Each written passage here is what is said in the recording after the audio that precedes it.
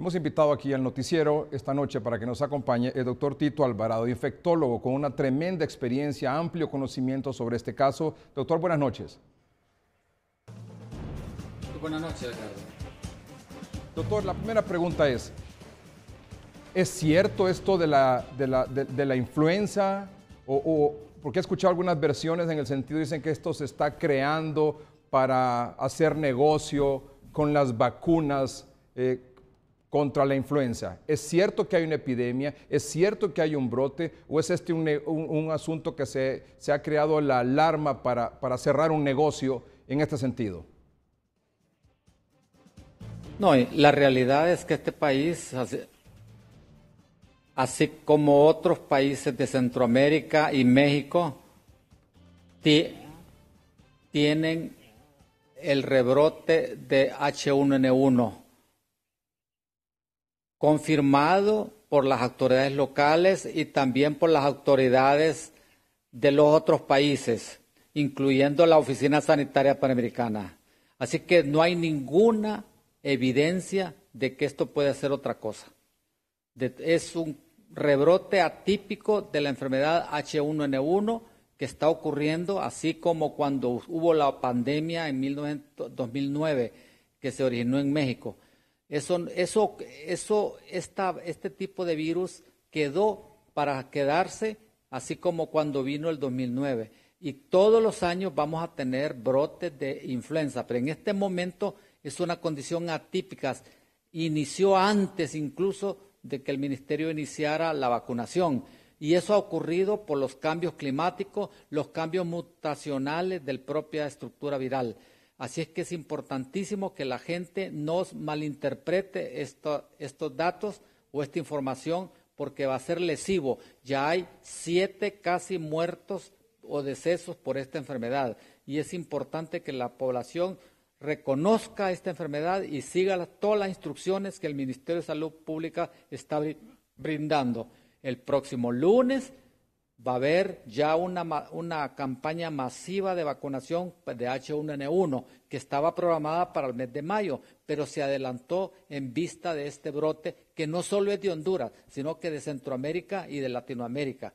Así es que es una condición que el ser humano debe estar convencido de que tenemos esta enfermedad y cualquier momento puede incluso extenderse si no se toman las medidas necesarias. Doctor, ¿este es un brote o es una epidemia? Un brote implica unos cuantos casos de un determinado fenómeno patológico o una enfermedad. Uno solo puede ser un brote. Epidemia es ya cuando se consideran muchos casos y pandemia es cuando ha trascendido a todos los países. Así es que hablar de brote epidémico, generalmente el vulgo lo dice brote porque se puede ser pequeño, pero si ya tenemos 100 y pico casos, se está volviendo una epidemia, un brote epidémico, valga la redundancia. Así es que no hay ninguna diferencia entre una epidemia y un brote. El brote se considera una cosa local, muy pequeño, pero eso está extendiéndose a todo el país. Por lo tanto, es una verdadera epidemia la que tenemos. Y usted decía que es una epidemia, en este caso atípica, porque se adelantó. ¿Cuándo es normalmente la temporada de la influenza? Bueno, en el hemisferio occidental, en el norte, Estados Unidos, Canadá, cuando ya viene la época del frío, cuando empieza a nevar, ahí es donde la gente se vacuna para diciembre, enero, febrero, todos esos meses son épocas muy peligrosas de influenza. Pero en el territorio sur, Argentina, la situación es al revés, es allá como por junio, julio, porque el invierno en el hemisferio sur es diferente al hemisferio norte y los cambios bruscos de temperatura que ocurren en esas áreas geográficas son bien establecidos y se ve bien la diferencia. En nuestro medio, sobre todo en Honduras, que estamos en el centro prácticamente del Ecuador, ahí la situación solo tenemos dos estaciones bien marcadas, la lluviosa y la seca, que es el verano. En estos casos no podemos saber exactamente cuándo. Se suponía que ya los casos podían empezar ya después de de este mes, del que viene, y por lo tanto la vacunación, el Ministerio tenía ya previsto iniciar la vacunación, y por lo tanto debido a esta atipicidad o este brote atípico, es que ya se ha adelantado la vacunación y todas las medidas que ya el Ministerio ha recomendado. Doctor, ¿usted cree, como nos dice que se trata de una epidemia, usted cree que falló o no el sistema de vigilancia en el área de salud de las enfermedades relacionadas con la influenza como para evitar que esto se convirtiera en una epidemia? Vea usted que estos países como Honduras, las situaciones de salud son bien difíciles porque generalmente las estructuras funcionales de nuestros ministerios son muy endebles. Les faltan muchos insumos, recursos humanos, equipo, etcétera, etcétera. Por lo tanto, cuando existen estas condiciones anormales, es difícil. Incluso los países desarrollados tienen problemas en manejar estos brotes epidémicos. Es bien difícil, no digamos Honduras. Yo pienso que, bueno, si El Salvador, Costa Rica, México dieron la alerta hace una semanita por ahí, y nosotros lo hicimos ayer, no hay mucha diferencia. Claro, hubiera sido mucho mejor que no hubieran casos de decesos o casos fatales para dar esta alerta. Pero de todas maneras es bienvenida la alerta porque la alerta es un primer informe, un primer estrategia que el Ministerio hace para tratar de informarle a la población lo que está ocurriendo y que tomen las precauciones necesarias. Es decir, esperar 1, 2, 3, 4 días no considero yo algo extraordinariamente diferente en el impacto que pudiera tener esta enfermedad. ¿Por qué se muere la gente por influenza H1N1? Bueno, la enfermedad del virus de la influenza afecta todo el sistema respiratorio, desde la nariz, la faringe, la laringe, los bronquios, incluyendo los pulmones. Claro, la persona que está infectada le lacera todo el sistema respiratorio y la persona se puede morir o por invasión del propio virus al sistema pulmonar y lo deja endeble al sistema y no puede respirar, o por una infección secundaria bacteriana. En nuestro sistema respiratorio viven bacterias y aprovechan la oportunidad cuando está invadido por el virus. El virus le abre la puerta a las bacterias para que penetren a los bronquios, a los pulmones, vienen neumonía y vienen meningitis y vienen un montón de otras enfermedades. Y eso es mucho más factible en los pacientes que tienen su inmunidad bastante disminuida, como los pacientes ya adultos mayores o los niños pequeños o los desnutridos, los que padecen de asma, los diabéticos, los que tienen cáncer, los que tienen VIH-Sida, o que fuman mucho, que está lesionado su sistema respiratorio. Entonces, de eso se mueren. La invasión directa por el efecto del propio virus o por bacterias, que le destruye todo el sistema bronquiopulmonar y eso le impide al ser humano respirar. Obviamente la consecuencia fatal es lo que sobreviene después de esta invasión por estas bacterias o el propio virus de la influenza. Doctor, tengo el siguiente comentario. La epidemia se ha dado en Honduras porque no hay cultura de vacunarse ni en la privada, mucho menos en el sector salud público. A nivel privado tenemos, a nivel privado tenemos 2 meses de estar manejando influenza, a tal grado que no hay reactivos ni tratamiento, y hasta hoy entró la vacuna. Sí, indudablemente que hay algunos problemas de estrategia en relación a abordar problemas en crisis en salud pública. En el caso de la influenza, nosotros acá, los ministerios siempre vacunan y siempre tienen en sus almacenes una cantidad muy buena de vacuna. Lamentablemente, ahorita que escuché a las autoridades decir de que se les escaseó por la continuidad del uso de la vacuna. Y entonces, obviamente, esta estrategia de vacunación, yo creo que el Ministerio de Salud debe estar preparado todos los años, así no solo para influenza, para todas las arbovirosis que existen, y debe tener todos los insumos necesarios. Pero para tener todos los insumos necesarios es necesario que el propio Ejecutivo le dé presupuesto suficiente. Suficiente implica no ni restarles lo ya estipulado, sino que más bien aumentárselo, porque los hospitales, los centros de salud son generalmente deficitarios de insumos y eso no puede ser. La salud en este país debe manejarse como una prioridad y es lo que no han hecho muchos gobiernos, no solo el presente, y ese es un serio problema. El día que nosotros nos percatemos de que viene un gobierno y que le dé toda esta ayuda a los ministerios de salud y educación, vamos a tener mejores hondureños, mejores personas que van a acatarlas porque van a ser preparados, educados y todo. Vea, comparo con Costa Rica, por ejemplo, ahí nomás aquí en Centroamérica, con el nivel sociocultural que tiene ese país.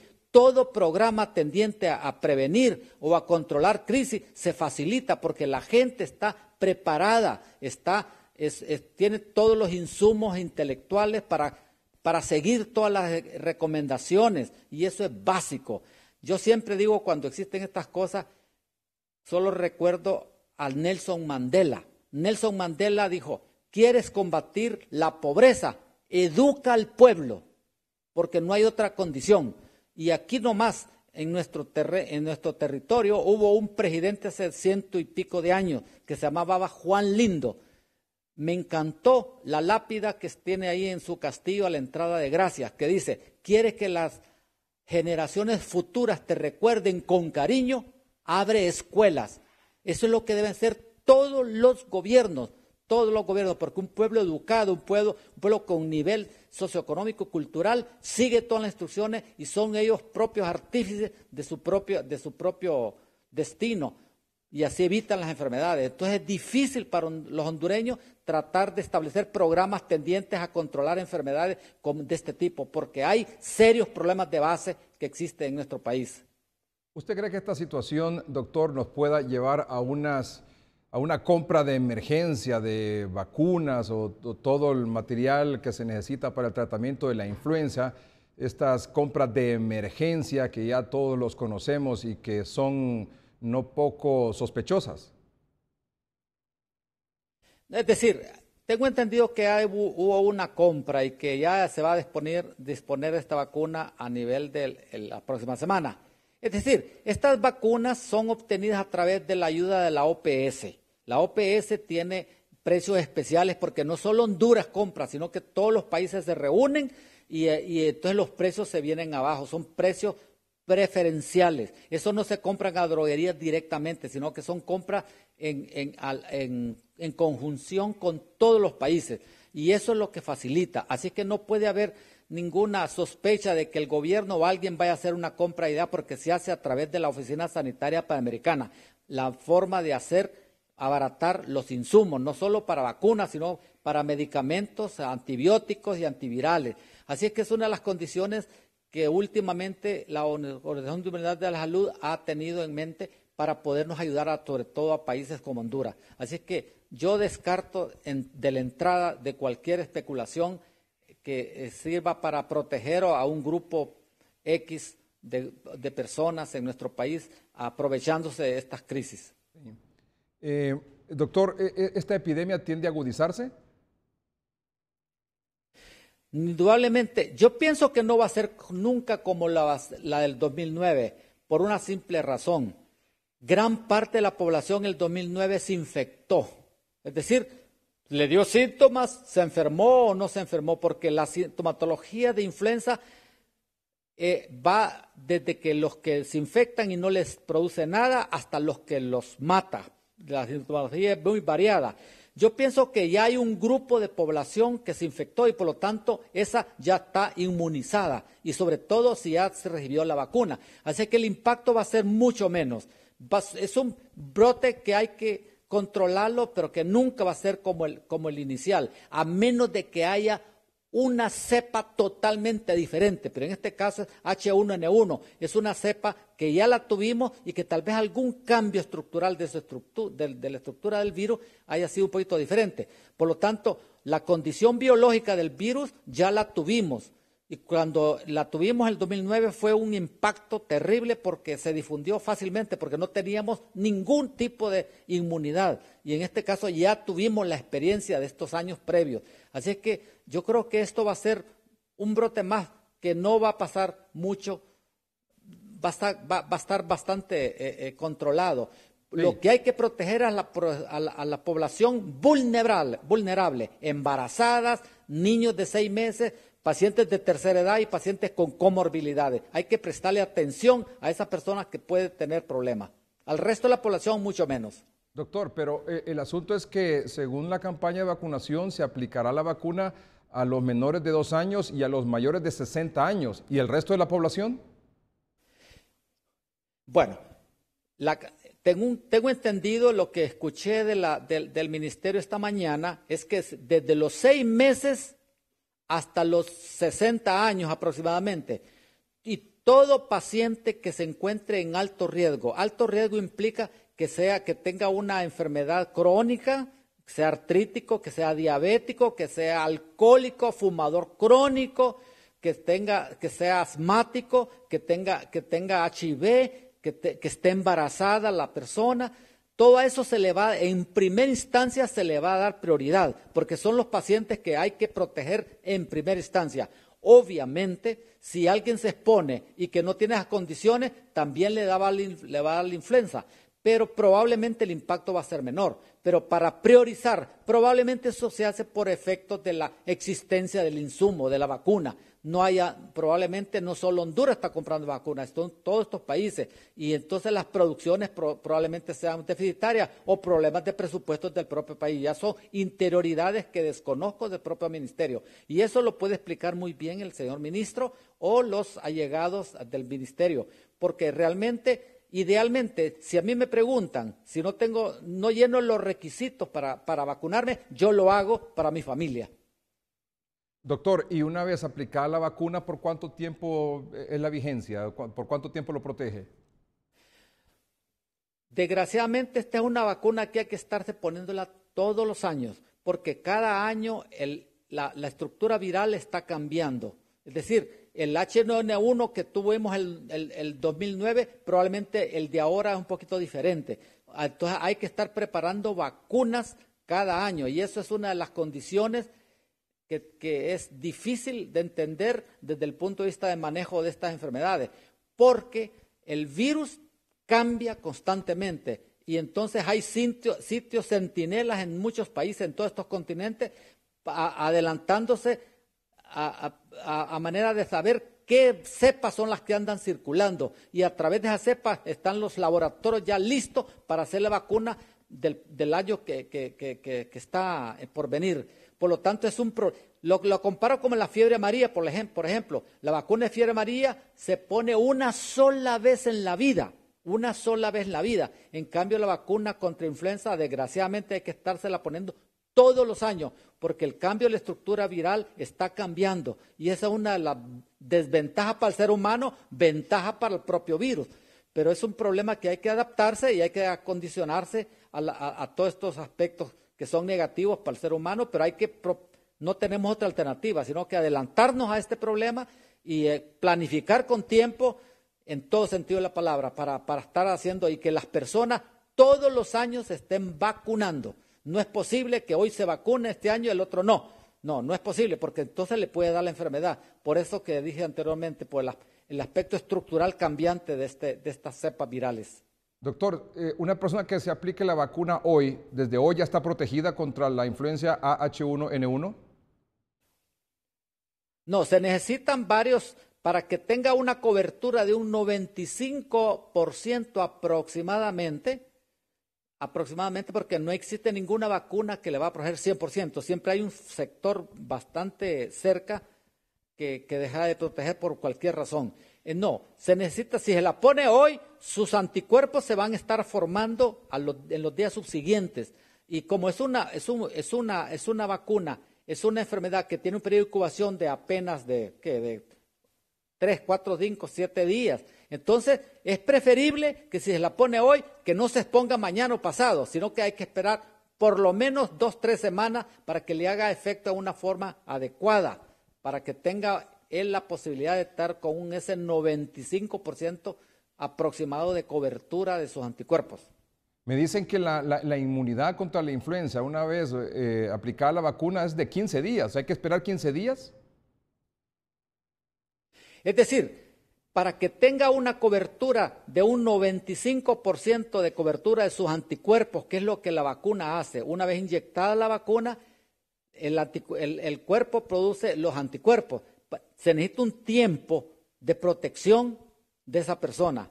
Y es para que tenga la cantidad suficiente de anticuerpos necesarios para que tenga el 95% de cobertura.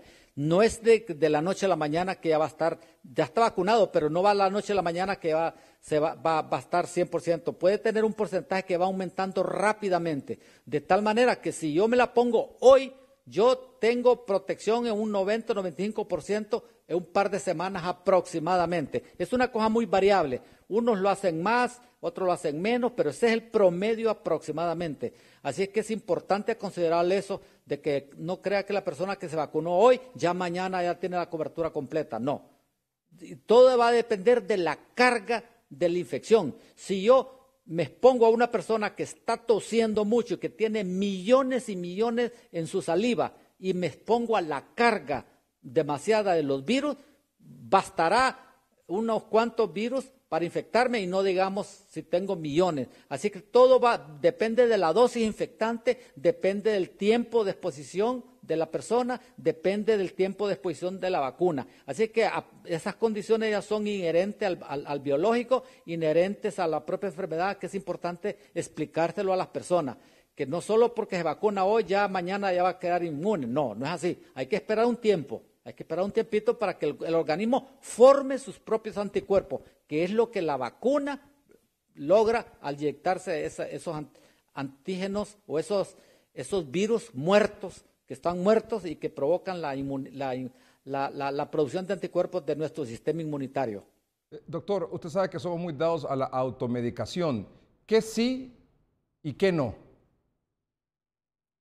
Bueno, es una buena pregunta porque el pueblo, siempre que tiene condiciones de este tipo, busca automedicarse. Es importantísimo que eso no ocurra en la población. ¿Por qué? Porque en primer lugar, si la persona cree que tiene influenza, la única forma de saberlo es un médico, una persona que sepa cómo es la sintomatología y cómo es la historia natural de la enfermedad. Y por lo tanto, la gente no va a saber eso. Entonces, el primer punto. Otro punto, si cree que tiene influenza y se quiere automedicar, que no vaya a cometer el error de tomar aspirinas. Aspirina es ácido salicílico, que es muy frecuente. ¿Por qué? Porque la aspirina es un elemento, es una droga que produce hemorragias y que produce síndromes raros, sobre todo en los niños. Un síndrome Reye, que es una destrucción del hígado terrible, cuando hay una fiebre terrible o hay infecciones como influenza. Y lo más importante de no automedicarse es que a lo mejor no es influenza y puede ser otra condición. Y entonces se cree que está tratándose la influenza. Entonces hay un montón de cosas porque la persona no puede autodiagnosticarse. Se necesita diagnosticarse temprano para que si es una influenza acuda lo más pronto posible a una institución. Porque no hay cosa peor llegar tarde con la sintomatología o en condiciones ya de complicación de la enfermedad. Así es que es importantísimo no automedicarse. Estamos en Tegucigalpa. El núcleo poblacional tiene muchos centros de salud, muchos hospitales. Eso estaría para allá en Colomoncagua, una aldea donde hay que caminar mucho para llegar a la parte urbana, en donde no tiene otra alternativa el ser humano. Pero aquí, automedicarse o mantenerse solo creyendo que es una cosa muy banal, no. Mejor hay que acudir un poquito y sobre todo para esa condición que se llama diagnóstico. El diagnóstico es la base de todo, porque con el diagnóstico se puede proceder al manejo adecuado del paciente. Sin diagnóstico no se puede proceder. Doctor, muchas gracias por compartir todo su conocimiento sus recomendaciones, su orientación sobre este caso que es tan delicado.